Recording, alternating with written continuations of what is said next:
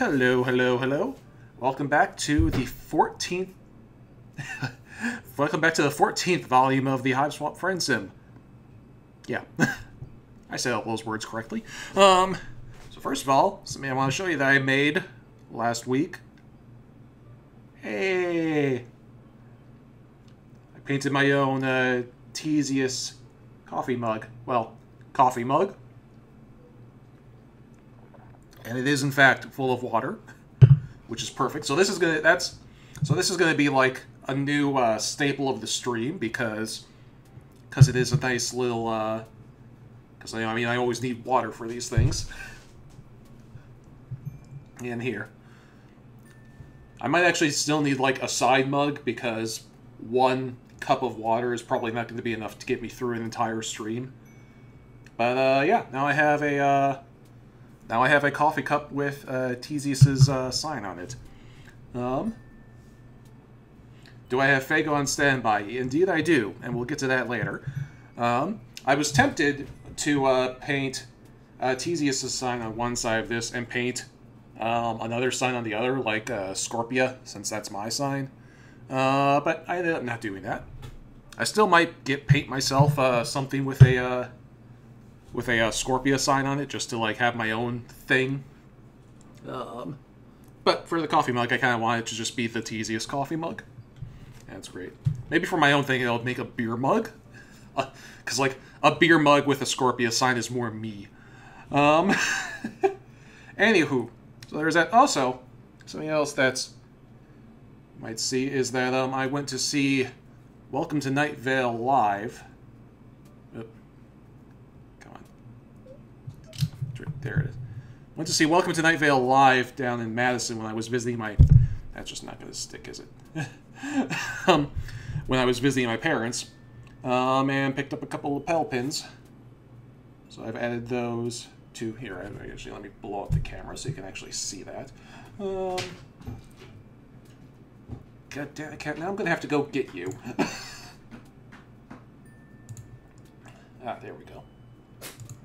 So my cat just jumped up on top of the cabinets, and whenever he gets up there, he can't get down by himself all the time. So I'm going to have to go fetch him before the stream actually starts. Anyway. So that's my new fun stuff that I got recently. Yeah, the Welcome to Night Vale live show was great, by the way. Tamika Flynn was kind of a major supporting character in that particular episode, and she's always been one of my favorites, so it was great seeing her be in like a third of the episode. Anyway. Do I need to get you now, Cat, or are you going to be happy up there for a little while? He's just staring at me. I would swing the camera around to point at him, but he's standing. He's also right behind.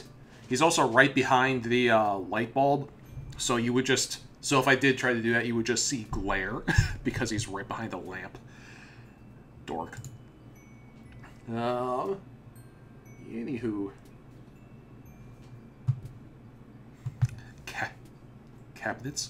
Catanets? Anyway, so let's get started, shall we? Okay, see, now I do need to get you. One moment.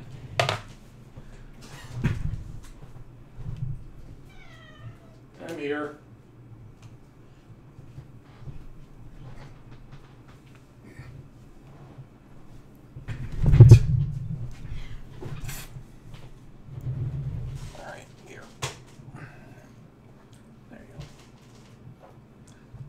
Cat has been rescued.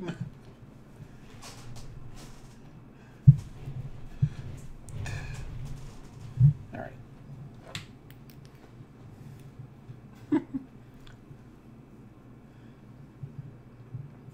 Okay. So let's see. We've got volume 14 of Cleanliness and Clownliness.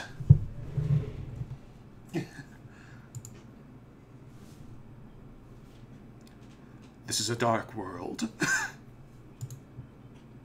Both because it's night and because of the brutal struggle for survival among the polyhemochromatic inhabitants, many of whom seem to thrive on havoc and carnage. What? It'd be interesting to see the... Cat, are you going to just jump right back up there after I... Jesus Christ.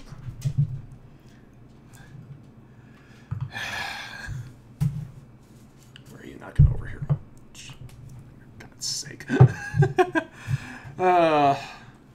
You'd be interested to see the Michelin Guide entry for Alternia. You're convinced after a day here, Ayn Rand would sign up with the Little Sisters of the Poor, Genghis Khan and Attila the Hun would join the Quakers, and Adolf Hitler would seek membership in the World Peace Council? Okay. Whew, Godwin's Law alert. Feeling a little dramatic tonight. Alright, so we've got... Kuroko... Perot? I'm gonna go with Perot. And... Marsti Houtek. Alright, as per tradition, we're just going to go left to right. And don't worry, I do definitely have... That gold tooth worries me. Don't worry, we definitely have Fago for later. For now, let's start with our burgundy blood friend over here. Marsti Houtek.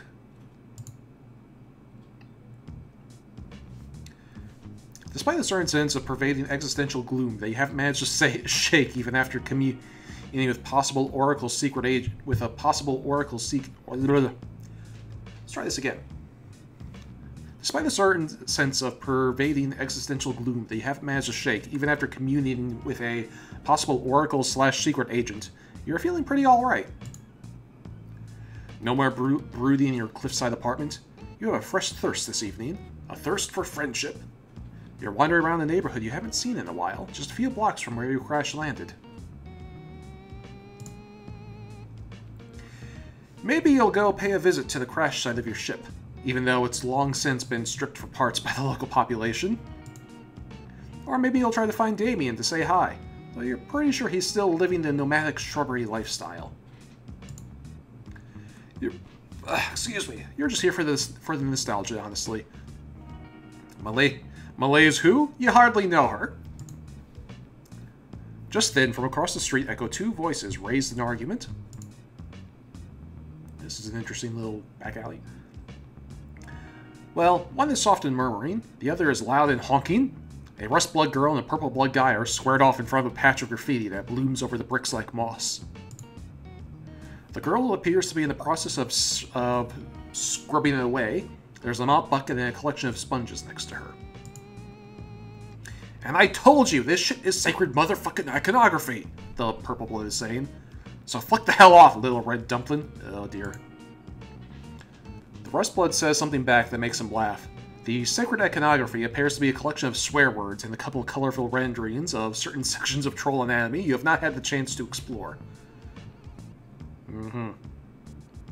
So, hang on. So is that... So I'm looking in the lower right-hand corner there. Do we have canon confirmation of Tentadick? Is that what's happening here?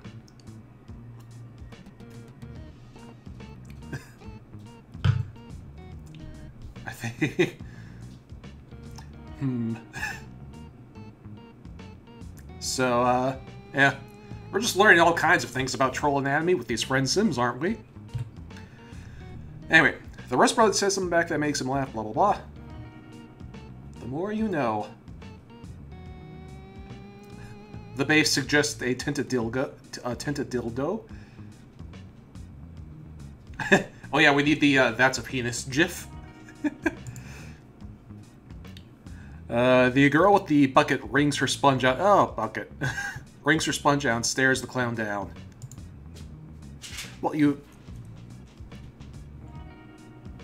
Where'd the cat messing with something in the background? Yeah, shrug emoji.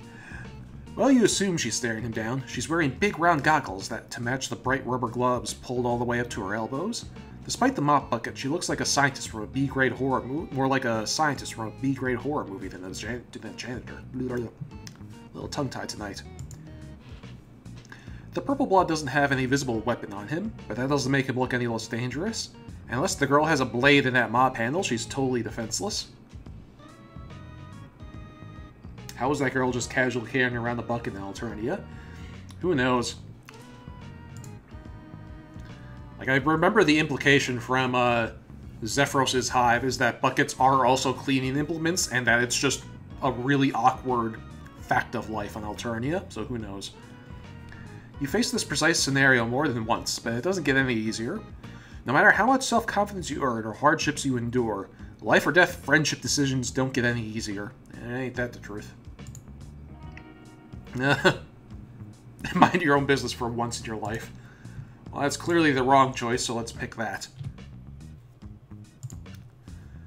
Listen, you aren't the goddamn alien special forces. You aren't the friendship police. You can't afford to insert yourself into the middle of every single altercation in hopes that the drunken gamble of destiny will offer up new and greater connections into your sore-tired ass. You aren't made of goodwill alone. Everybody needs breaks, man. You march casually by, hands behind your back. If you knew how to whistle, you would. Nothing to see here, folks. Janitorial work is an even dirtier job than on most planets. Very true. Feet smack the ground behind you, and the girl runs by, surprisingly spry in her rubber boots. Not spry enough, apparently, because the high blood is hot in her heels. Nope, not helping. Definitely not. Is this gonna turn out to be the right path anyway? Don't get involved. Don't get involved. You already made your choice. You're not getting involved. At the last moment, you stick out one of your famous legs, and the clown goes flying. He hits the pavement hard, nose first. Son of a bitch! There you went and got involved! This is the correct path. Brilliant. The high blood might be kissing concrete, but he won't be for very long. It's tough to kill a clown. Ain't that... Yeah. Take this opportunity to GTFO. Damn, you don't know anyone around here. Maybe you can run back to your stolen vehicle before... Hands grab you by the back of the hoodie, hauling you around the corridor into the shadows of an alleyway. Shit, the clown must have friends, and those friends must have circled around behind you. You open your mouth to scream, not because you think it's going to help you, just because you might as well.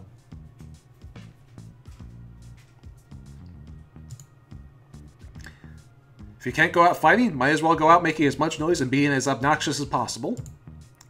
A rubber-gloved hand slaps over your mouth before you get out more than a squeak. You taste soap. Hey, here we are. Yep, this is the real deal, all right. Chill. I just realized I had this hiding. Chill. Stop struggling. It's the Rustblood girl. She's taken the time you bought her and cashed it in to take refuge in an alleyway. The two of you hold still as the purple blood storms by, stomping and cursing and bleeding from a gash across his forehead. Ha! You did that! Your leg did that! You will never get over the rush you receive from doing something cool and competent. Marsti, who hasn't actually introduced herself, so how do you know that name? Marsti holds on to you until the sound of his footsteps fade. You feel her heartbeat... Excuse me. You feel her heartbeat hammering against your back. She lets you go and slides away to the other side of the alley, as if an apology for being so close to you before. Her boots squeak. You take a few steps nearer so you don't have to shout to be heard. You thank her for helping. You're both just all about helping, apparently. You decide not to mention the part where you tried very hard not to get involved. Yeah. You didn't have to do that. Actually, you shouldn't have. I'm perfectly capable of tripping my own clowns. You tell her you have no doubt that's true. Even if she doesn't have a sword in her mop handle, she seems to have a good pair of legs. Mentioning her mop appears to remind her that she left all her cleaning equipment in the street. She takes a furtive glance back down the way the guy had gone, then heads back towards the graffiti and scampers to keep up. Or, you scamper to keep up. You shouldn't be out alone in a place like this. Not that I can really summon much gumption to care beyond that one walk down the street, beyond this one walk down the street. But did you come here to die? Because that's what's going to happen if you keep this shit up. No kidding. What's your deal? You don't know You don't know about your deal. You've worked really hard to not consider your deal at all, because the existential radio static that prickles up at the base of your neck when you think about your deal is astoundingly pleasant.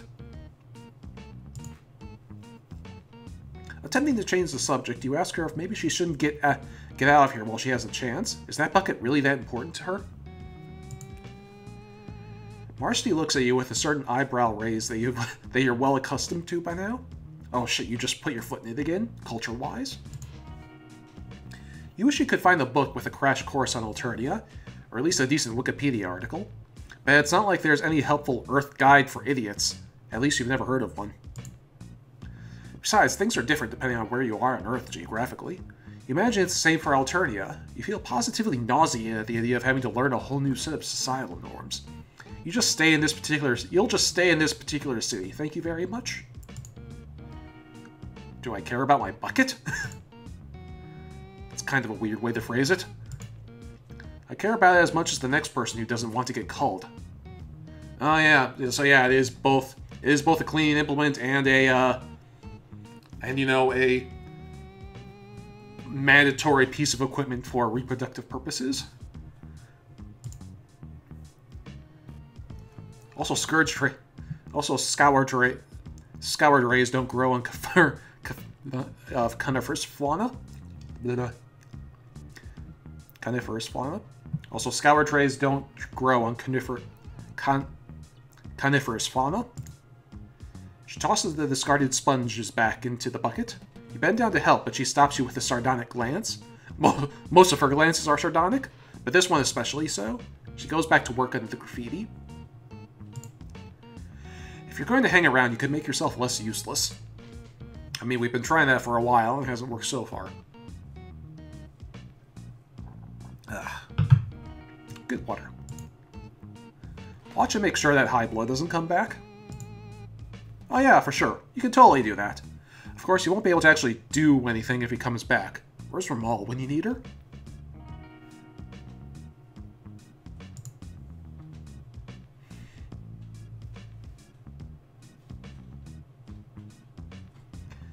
Maybe you could use your own limp corpse to slow the clown down. Not that you know Marsti well enough yet to love the idea of sacrificing yourself for her.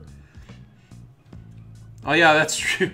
Like, I got so hung up trying to pronounce it that, coniferous fauna implies that pine trees are animals on Alternia, which is not all that strange when you think about it, really. I kind of want to see new art challenge for you. I want to see a pine tree Lucius from somebody. Somebody draw that. Next fan troll I'm creating is going to have a pine tree for a Lucius. Maybe you should... Blah, blah, blah. Man, character development is great. Not immediately going to your death is great. That thought sends a creeping wash of anxiety along your spine. You don't understand it, so you try to distract yourself.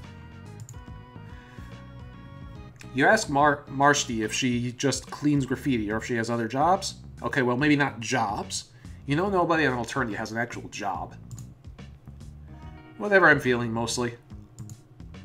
Today I was feeling getting rid of this incredibly ugly piece of shit drawing. Tomorrow I might be feeling dirty front doormats. Depends on my mood. Yeah, you definitely get that. You're also a person of mercurial moods.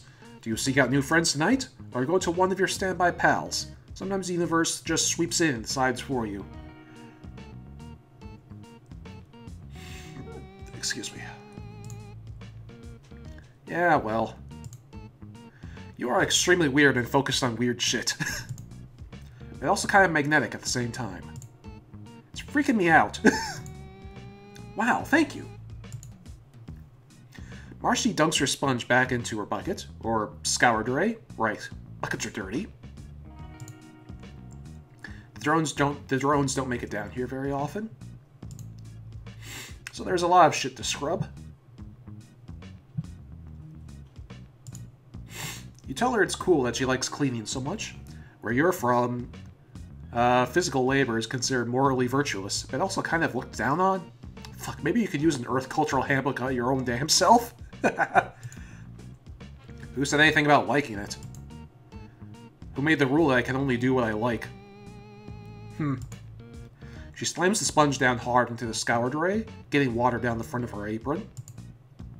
This is just what I do. What, do you like wandering around in somebody else's hoodie? Accosting strangers? I mean, I'm having fun with it. Kind of. Sometimes. You didn't choose the friend life. The friend life chose you. But Marsti isn't a stranger in a strange world like you are. She's got horns and gray skin and everything. You realize she's a rusty, but come on. Oh, yeah. How many burgundies do you know exactly? One. And he is interested in, meat. But he's pretty enthusiastic about it. One might say over-enthusiastic. Think I'm not enthusiastic? She scrubs harder to show you just how enthusiastic she can be. A delicate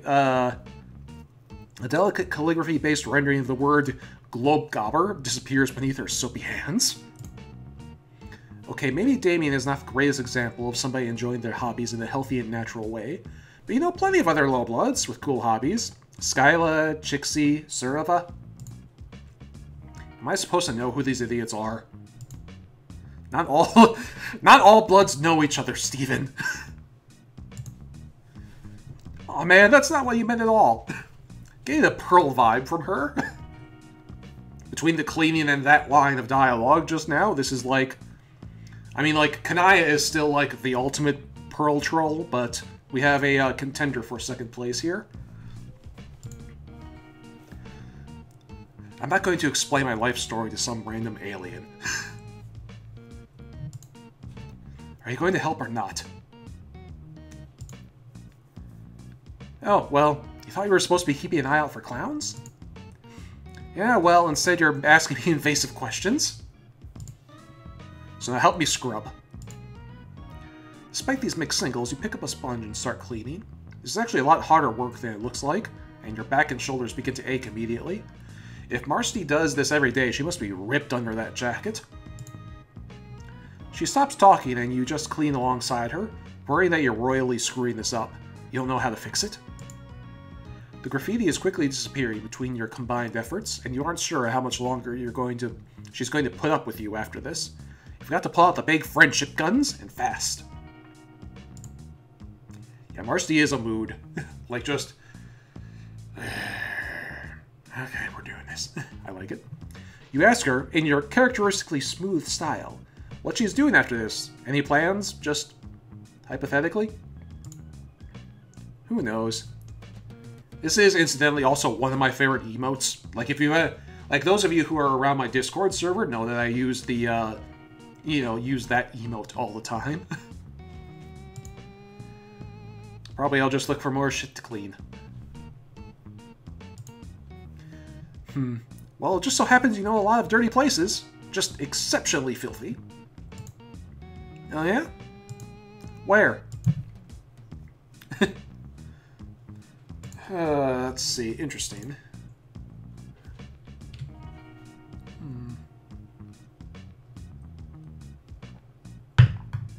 It's quiet uptown.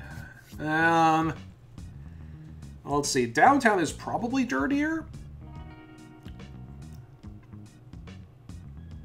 Uptown funk because it smells bad. True. As sound logic as anything. Yeah, I have no idea, so we're just gonna pick Uptown and see what happens. It just so happens that you have connections, Uptown girls and boys. You ask Marsti how she'd like to clean a mansion. Oh no, no, no! No! Is this going... No! Is this going... Oh, did we just throw her to the zebra? God damn it. This may have been a horrible mistake. I guess that could be cool. Oh no. No, no. What are you thinking? If you take me to Zebra, I'm just gonna cut out of this immediately. Like, I'm not even gonna go all the way to the end. If I see Zebra, we're just out. Well, first of all, you want to bring your new friend to your swank stolen car. Marsti doesn't seem that interested, although she does comment that she's never been in a scuttle buggy. She then begins picking up the crumbs from your back seat. You tell her she doesn't have to clean up after you. Bold of you to assume I'm doing it for you. You shrug. You've come to accept that some of your friends are just fundamentally difficult to understand.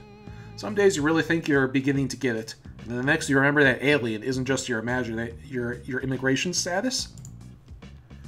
Marsti stares out the window as the houses get bigger and grander. The car passes beneath an archway, and the light sweeps over the two of you. Marsti stiffens. You tell her not to worry. It's just a sensor to discern your blood color. Malik gave you a plug-in to scramble it. No stress. Must be nice to have friends in high places. You ask Marsti where she lives. Wherever I feel like. Oh. Depends. So she's just like Damien. Her hive was destroyed, or possibly up a tree like Boulder. Although it's possible she's just fucking with you. I wish you'd stop comparing me to people like I should know what you're talking about.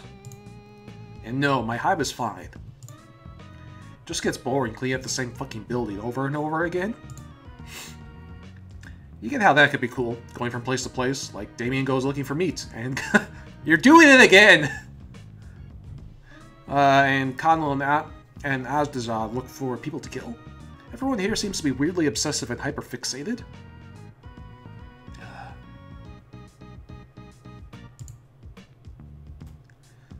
Maybe that's what happens when you bring up a bunch of kids in a robot-regulated world where the only rule is don't get called, and, by the way, some of you are inherently inferior. Have fun! Excuse me. As again, I am sorely tempted to just cut my losses right here.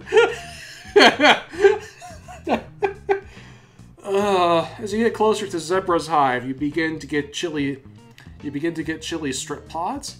What if he tries to make Marsti into one of his guests? He has that weird thing for low bloods.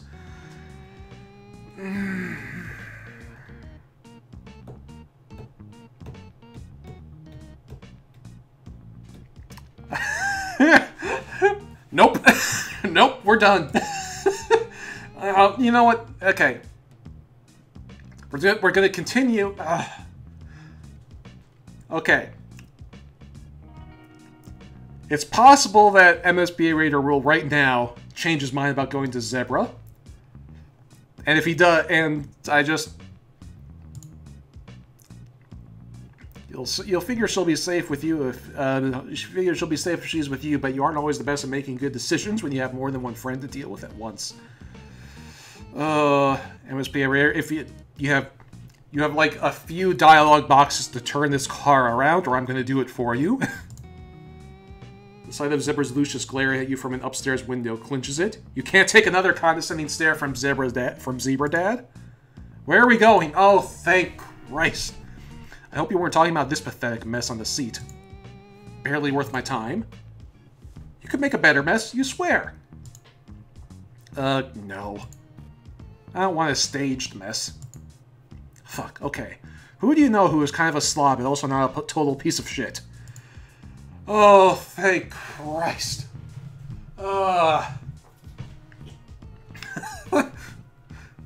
Seriously came really close to just aborting this particular, thread.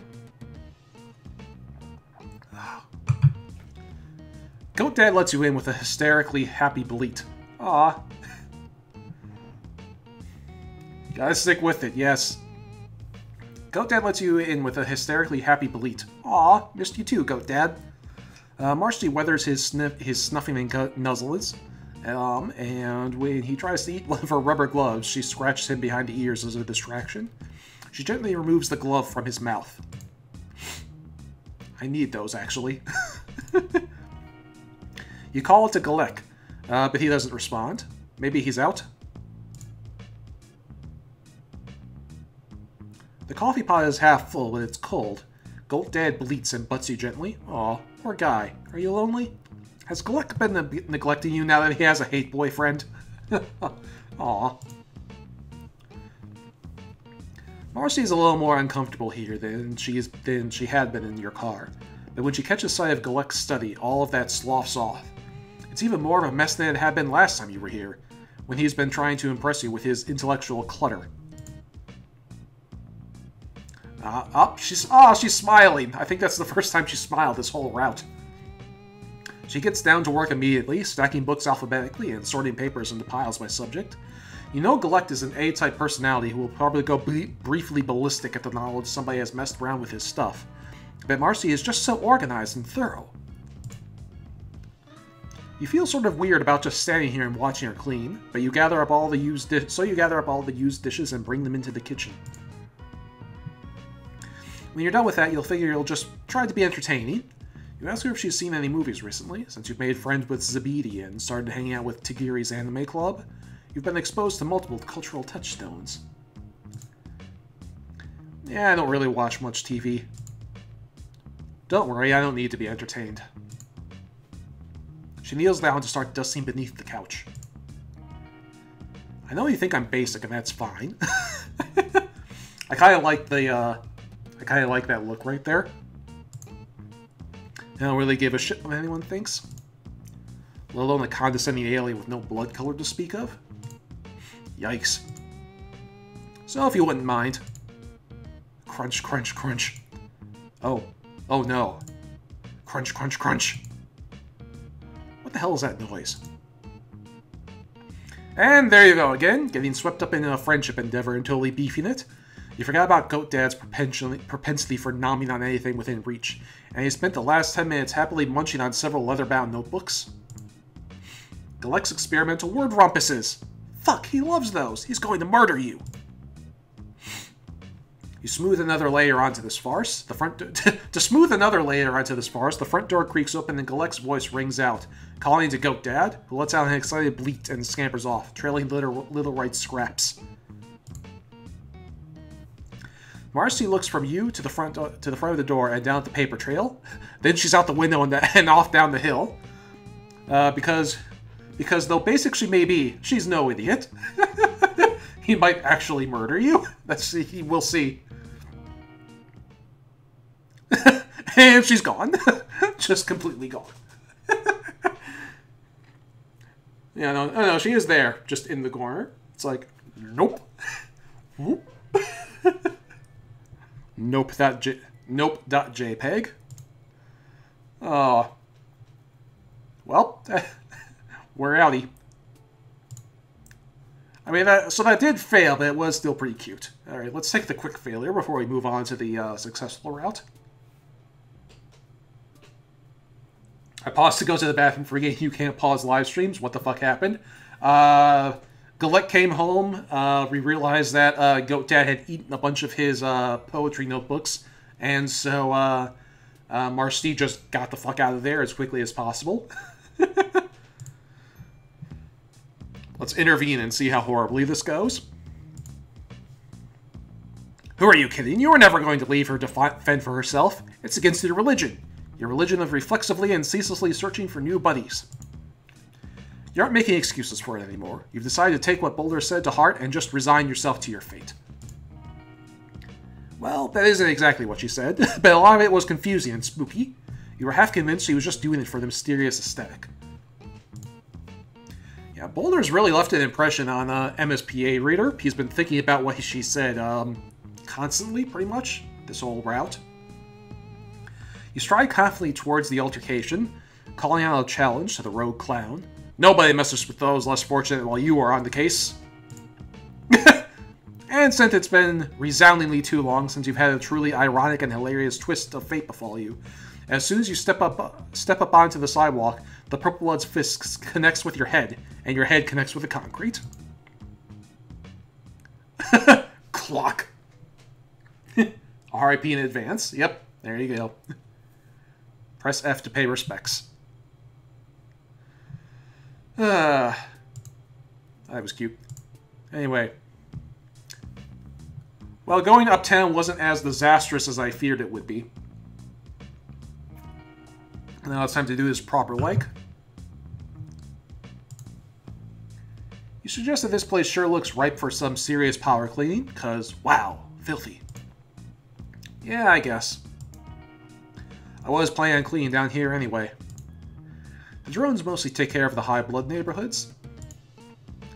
Interesting. Zebra had low bloods clean for him, but maybe he's an exception. Yeah, probably. I mean, he would be into that, wouldn't he? I'm not here to explain cultural dynamics. Excuse me. I'm not here to explain cultural dynamics to you. At least not for free. Good. A capitalist. I can appreciate that. You consider mentioning that you are the main character, and thus totally deserving of cultural exposition, but you doubt you take that well.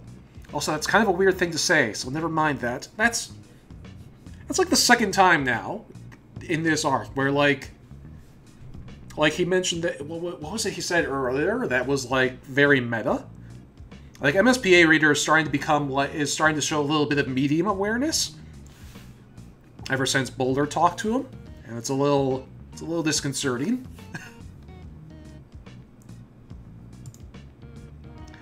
You show Marsti an alley you recognize, the one with the incinerator where Polypa had gotten rid of her assassination disguise. Here, maybe?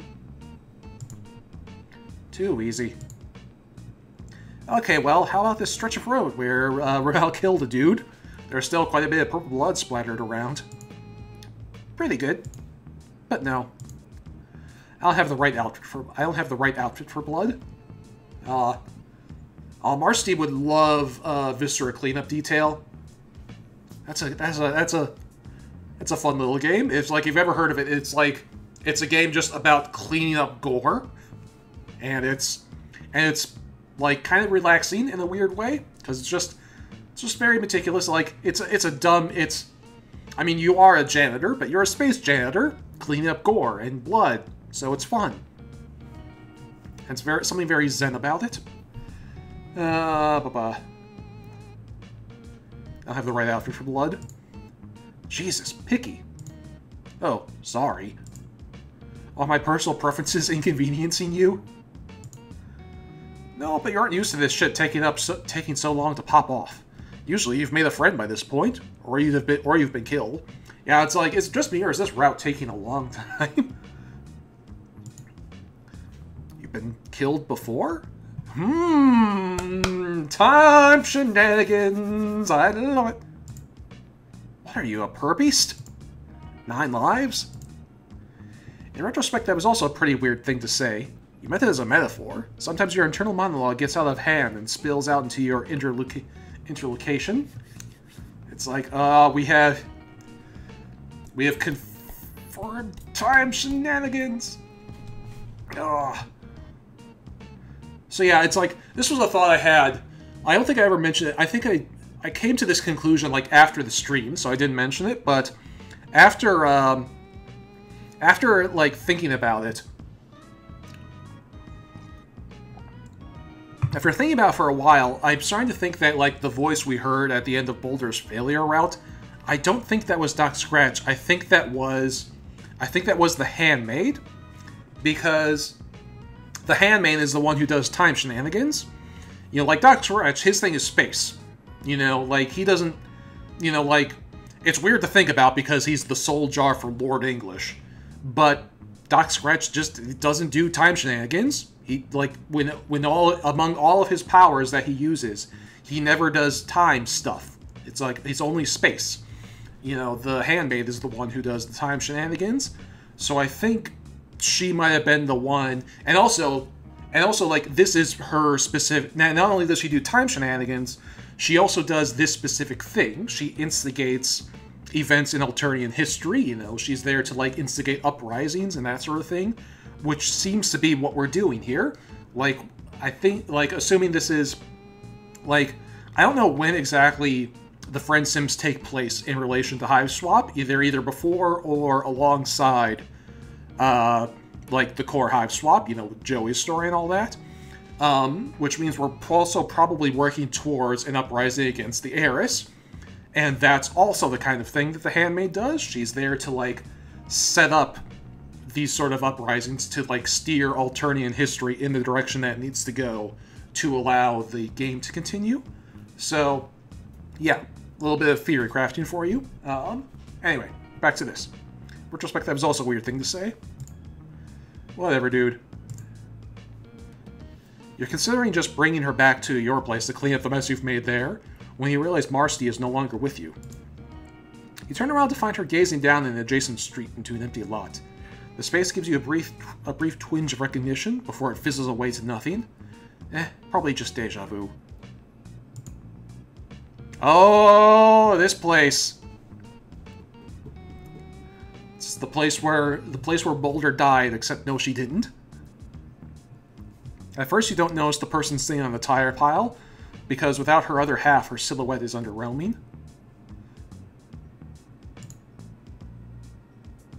Hey! Vocal, where's your bro? Oh, fantastic. Hey, Normie. It's like, oh, chat's freaking out about the place. Hi, Focal. It's been a while. She might notice that you're a whole lot less normal than you used to be. You're right, they're weird as hell. Hey, you're also like 80% more confident than you used to be. You don't back down from insults. Perhaps Marsti is the one who's weird, because she's the one who's so fucking into cleaning up after people. That's really strange. Hey, that's a little judgy. Yeah, for real.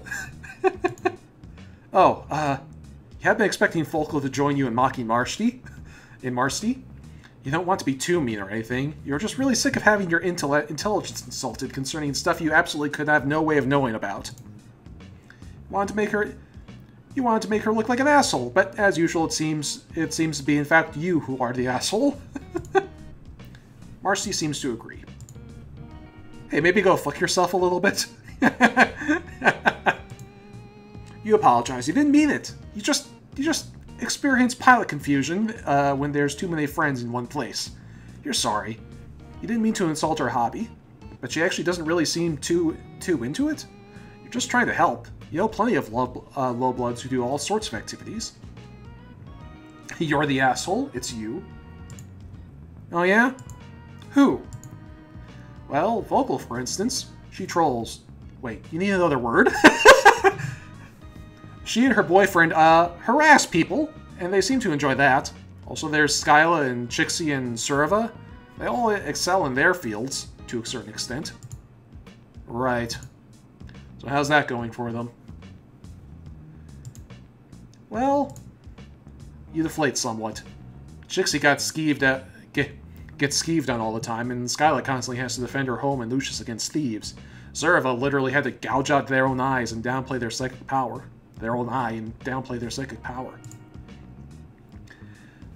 Vicara, well, near as you can tell, Vicara is having a great time falling off cliffs and imagining the firmament above.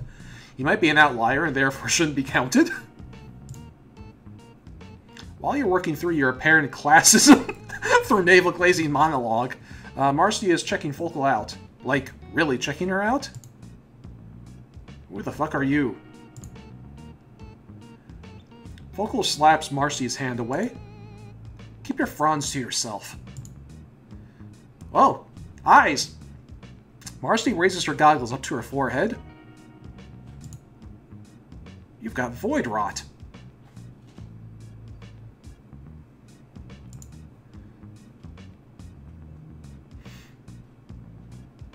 No shit, troll Sherlock. Marsti gives her another once-over. She looks impressed. You honestly can't blame her.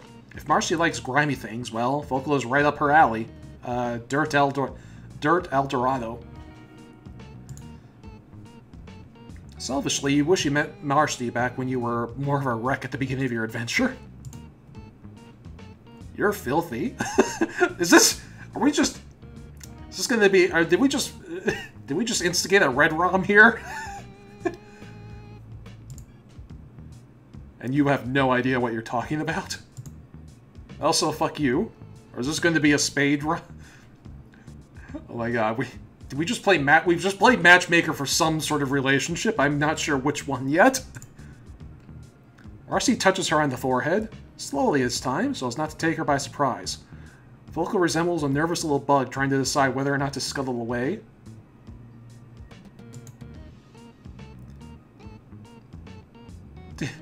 Did you think the dirt helped keep you insulated? It's actually the opposite of that. If you were less grimy, the energy transfer would be easier. Oh, right. Cuprum isn't here, which means her giant battery isn't here either. Yeah, where's Cuprum? The fact that Cuprum isn't here is slightly alarming.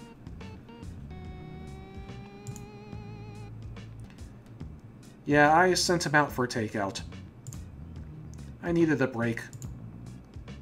But won't she, you know, die? Not instantly. Does your husk tup die as soon as you unplug it? What? What are you, a fucking Voidrot scholar? Yeah, good question. How do you know so much about Voidrot? What do you know? I know a lot of things. You ask Marsti if she's interested in medicine. Maybe she could go into that. Marsti rounds on you in stark irritation. This is the most emotion she's shown since you've met her. Interesting. Whatever you're trying to do here, stop. I'm not stupid. What do you think they'd say if I applied to be a medic off planet? They'd laugh their asses off and hand me a saturated scrub pole. And that's if they're feeling generous. This is what I do. So let me do it. Chastened and uncharacteristically speechless, you nod and let Marsti turn back to Focal. You really don't want to just leave it like that, but maybe the truly friendly thing here would be less trying to improve your friend's life and just letting them live it. Damien had told you much the same thing all those months ago. That he planned to just keep his head down and try to stay alive. It's not uplifting, but maybe not everything has to be. It's quite the death glare, yes it is. Marsti gives Focal some advice as to the best way to make sure her body retains as much energy as possible. Focal groans, and you're pretty sure that if she had eyes, she'd be rolling them. You did notice, however, that she listens. Marsti starts back down the sidewalk after that, pushing her scour grate in front of her. After a moment's hesitation, you follow, half expecting for her to get mad again. Instead, she just slows down so you can catch up. She's pulling her goggles back down over her eyes. You think they're probably there more for social reasons than protective ones. Sheepishly, you apologize for being a busybody back there. You're just really used to wanting to help people out. Kind of for selfish reasons. Friendship reasons, but still. Yeah, it's fine. No hard feelings. You just like fixing things when they're busted, or when you've busted them through your own chronic idiocy. Sometimes you've just got to do what you can. But you think Marsti might understand that a little bit? Yeah, I think I might. Sometimes it be like that.